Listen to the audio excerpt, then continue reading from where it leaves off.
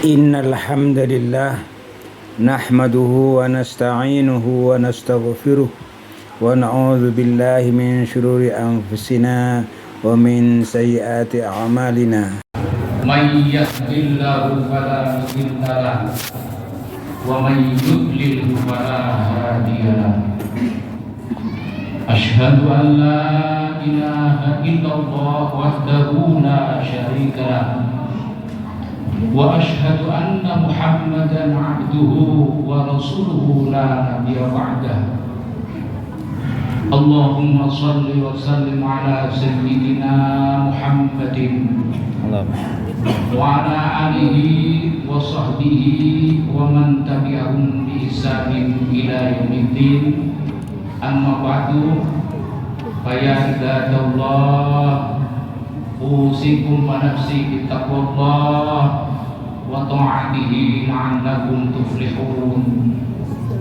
A'udzu billahi minasy syaithanir rajim. Bismillahirrahmanirrahim. Ya ayyuhalladzina amanu taqullaha haqqa tuqatih wa la tamutunna illa wa antum muslimun.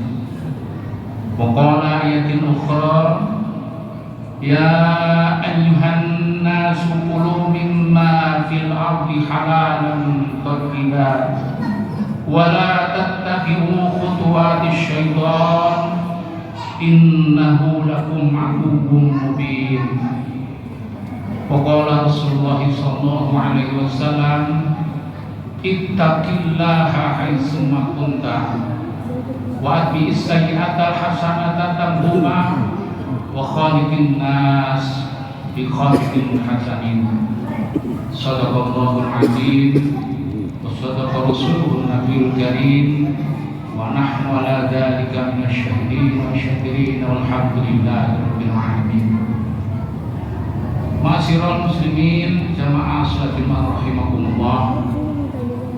Pertama-tama mari sama-sama kita senantiasa dan bersyukur kepada Allah Subhanahu wa taala atas limpahan rahmat karunia serta hidayahnya. Alhamdulillah di siang yang berbahagia ini kita masih diberikan nasihat walafiat, nikmat panjang umur, nikmat kesempatan, dan yang lebih utama adalah nikmat iman wal Islam, sehingga kita masih bisa melaksanakan salah satu kewajiban kita kepada Allah Subhanahu wa taala, yaitu melaksanakan sholat Jumat secara berjamaah dengan harapan dan doa semoga segala amal ibadah yang telah kita kerjakan ataupun yang sedang kita kerjakan senantiasa diterima dan mendapatkan ridho dari Allah Subhanahu wa taala. Shalawat teriring salam Allah semoga senantiasa tercurahkan kepada junjungan kita Nabi besar Muhammad sallallahu alaihi wasallam beserta keluarga dan para sahabatnya, termasuk juga kepada kita yang senantiasa istiqomah menjalankan perintah dan sunnahnya dan senantiasa kita bersalawat kepadanya. Kita berharap di yaumil akhir nanti kita akan mendapatkan syafaatnya. Amin ya rabbal alamin.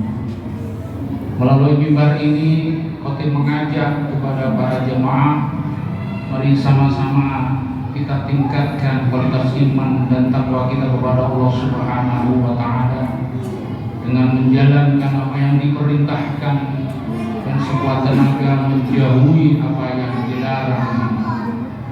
Hadirin jamaah salat Jumat rahimakumullah, berkat anugerah Allah kita bisa menikmati berbagai macam makanan dan minuman. Namun perlu diingat, hanya perkara yang halal dan baik saja yang Allah perkenankan kepada kita, sebagaimana Allah jelaskan, ya ayyuhan nasu kulu mimma fil ardi halalan thayyiban. Wahai manusia, makanlah sebagian makanan yang ada di bumi ini yang halal dan yang baik. Berdasarkan ayat ini, kita tahu bahwa ada beberapa makanan dan minuman yang dikecualikan, bahkan diharamkan oleh Allah Subhanahu wa Ta'ala, sehingga tidak boleh kita untuk mengkonsumsinya. Sungguh tidak ada yang sia-sia dalam perkara yang telah ditetapkan oleh Allah, termasuk dalam rangka menggunakan atau mengkonsumsi sesuatu yang haram ataupun tidak halal. Namun khusus kaitan dengan makanan dan minuman, tentunya Khotim menjelaskan bahwa yang haram atau yang tidak halal adalah yang bersifat zati dan ada yang bersifat aridi. Yang haram secara zatnya adalah makanan atau minuman yang sudah ditetapkan syariat perihal keharamannya. Sedangkan makanan atau minuman yang sudah ditetapkan syariat berdasarkan keharamannya. Sedangkan makanan haram yang bersifat aridi adalah makanan atau minuman yang haram karena cara memperolehnya seperti yang diperoleh dari usaha curang, dari usaha menipu, dari mencuri, gosok dan sebagainya. Lantas mengapa Allah mengharamkannya? Dan apa juga bahayanya?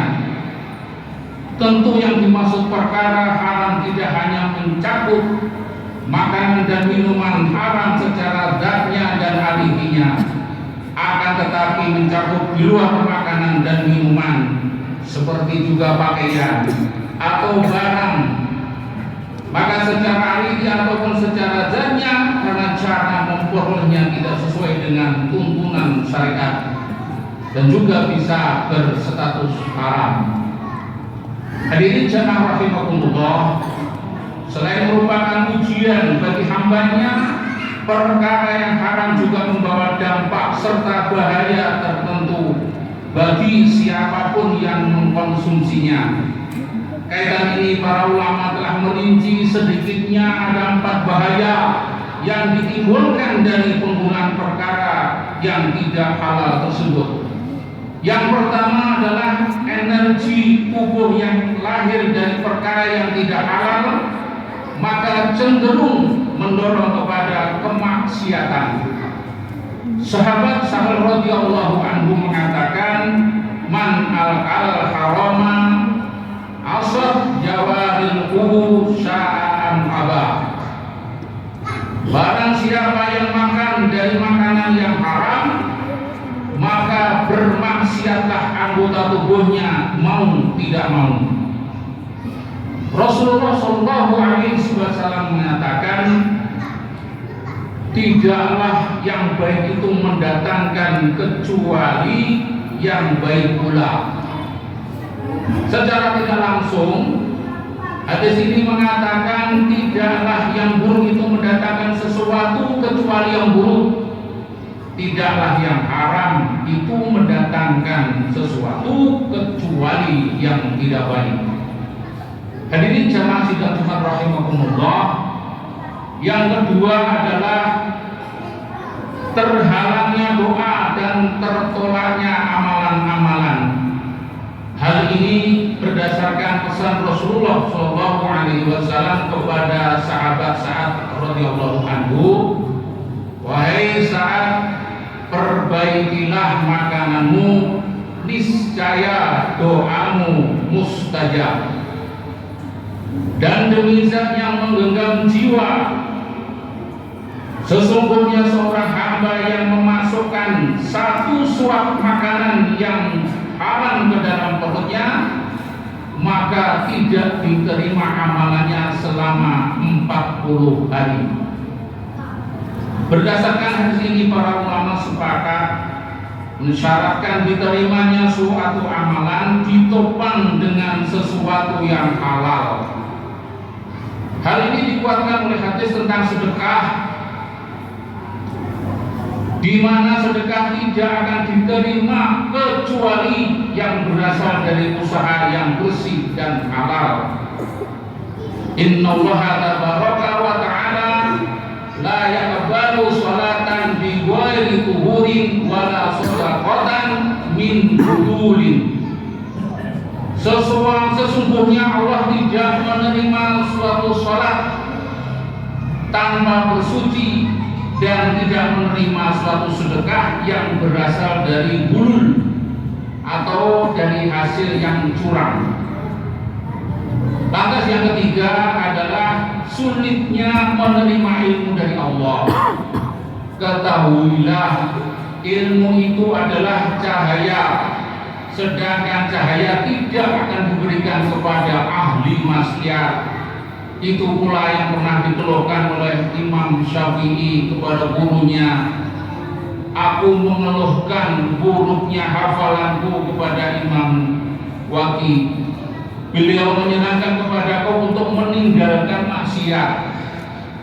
Dan beliau berkata, ketahuilah, ilmu itu adalah cahaya, sedangkan cahaya Allah tidak diberikan kepada ahli maksiat.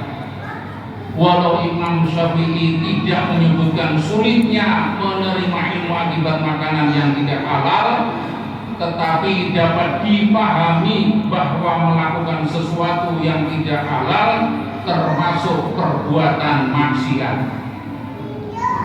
Selain itu, makanan-makanan yang tidak halal, kemaksiatan dan perbuatan dosa secara umum juga akan berdampak pada malasnya beribadah.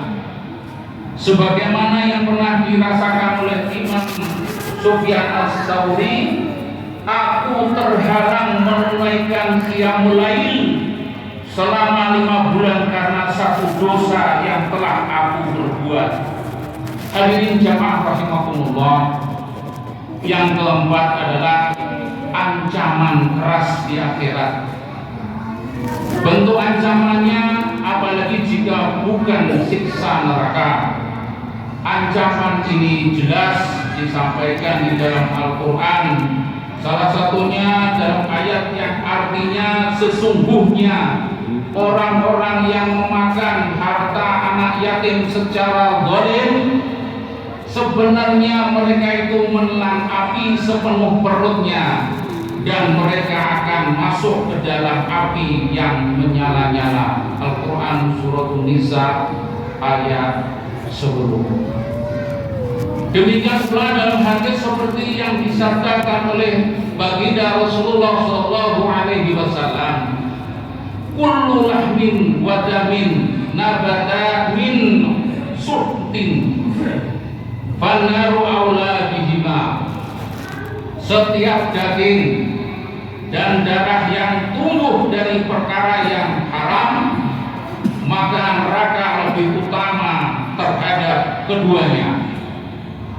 Maka marilah kita berusaha semaksimal mungkin untuk menghindari perkara-perkara yang haram.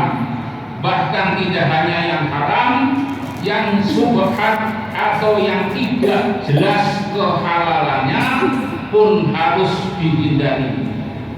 Mengapa harus dihindari? Karena perkara subhat merupakan pintu masuk kepada yang haram. Demikian pula Rasulullah menegaskan, siapa saja yang jatuh ke dalam perkara yang subhat, maka ia akan jatuh kepada perkara yang haram. Makanya sahabat Abu Bakar radhiyallahu anhu sangat hati-hati dalam menghindari perkara yang subhat. Dikisahkan pada suatu hari ia dibawakan makanan oleh pelayannya. Beliau pun menyantapnya. Lantas ditanya oleh si pelayan tadi, apakah engkau tahu makanan itu, wahai sahabat? Beliau balik bertanya, memangnya itu makanan dari mana? Dijawab oleh si pelayan, pada zaman jahiliyah aku bisa meramal untuk seseorang. Aku sendiri tak mumpuni soal ramalan, sehingga aku sering mengelabuinya. Saat itu pun orang tersebut datang dan menemuiku serta memberikan makanan itu kepadaku. Dan makanan itu pula yang aku bawakan kepadamu sekarang, wahai Abu Bakar. Mendengar demikian, Abu Bakar langsung memasukkan jarinya ke mulut dan memuntahkan segala apa yang dimasukkan di dalam perutnya. Hadirin jamaah rahimakumullah, dari keempat poin tadi dapat dipahami betapa bahayanya makanan atau perkara yang tidak halal bagi kita. Seperti beratnya amal, beratnya beramal, tertolaknya ibadah, terhalangnya doa, terhalangnya cahaya Allah, bahkan terancam siksa di akhirat. Hadirin jamaah sidang Jumat rahimakumullah, untuk menghindari perkara-perkara yang haram, maka marilah kita meningkatkan pengetahuan kita akan bahaya-bahaya perkara yang tidak halal, serta meningkatkan pengamalannya, dan mari perbanyak mendekatkan diri kita kepada Allah Subhanahu wa Ta'ala. Namun kita tidak bisa mendekatkan diri kepada Allah Subhanahu wa Ta'ala selama diri kita masih kotor dan berlumur perkara yang tidak halal. Hindari pula usaha-usaha yang tidak dibenarkan dan bertentangan dengan syariat Islam. Bersikap waroklah, bersikap hati-hatilah dalam arti teliti akan sumber perkara atau makanan yang kita konsumsi, jika dipastikan tidak berasal dari sumber yang halal atau tidak jelas, maka tinggalkanlah. Agar kita terhindar dari perkara yang haram adalah mengetahui bahayanya dan selalu berhati-hati agar tidak terjerumus kepadanya. Sebab banyak orang yang lalai atas perkara haram, antara lain karena tidak mengetahui bahayanya, lemahnya keimanan, besarnya godaan, kuatnya desakan, lupa akibat siksa neraka. Sungguh kita senantiasa terpelihara dari perkara-perkara yang haram dan tidak halal, baik berupa ucapan, perbuatan, pakaian maupun berupa makanan, sebab perkara yang tidak halal sangat besar pahalanya.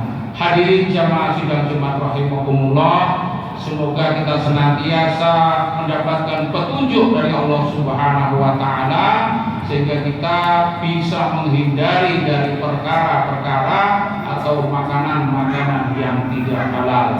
Barakallahu lana wa lakum fil Qur'anil azim wa nafa'ani wa iyyakum bima fihi minal ayati wa dzikril hakim wa taqabbalallahu minni wa minkum tilawatahu innahu huwas samiul alim. Aqulu qawli hadza wa astaghfirullahal azim. Innallaha ghafurur rahim.